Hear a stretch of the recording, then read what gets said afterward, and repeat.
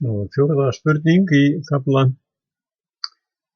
3 verkefnahefti. Þar spurt það hvort það hafi verið líklega skýjað eða heiðskýrt þegar að næturfrost myndaðist og kartöflugrös féllu einhvern tímann í júlí 2009.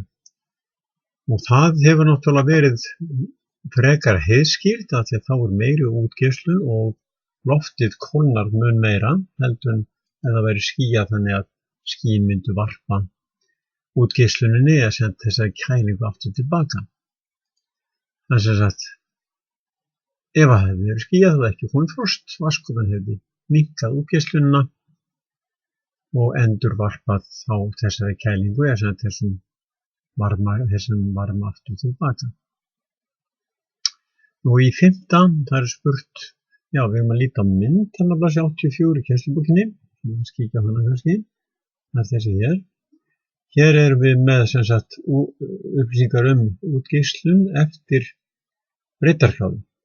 Útgeislun meiri hérna mjög norðarlega, heldur en þetta svarta hérna, strik er útgeislunin, en þetta bláa strik er inngeislun. Inngeislun minni eftir sem komið norðar og eftir sem komið sunnar, eðlilega, vegna þess að þar gætir áhrif á sólar minna, en inngeislun meiri hérna í kringum miðbauginn, að þar gætir áhrif á sólarina mun meira. Þannig að ef við fáum þetta bláa svæði, þá jákvæður jöfnuður, þá er inngeislun meiri heldur útgeislun, en svo er neikvæður jöfnuður hérna fyrir norðan 40 eða fyrir sunnan 40 breiddargráðu. Og þetta held ég að hafa nú svarað kannski spurningunni.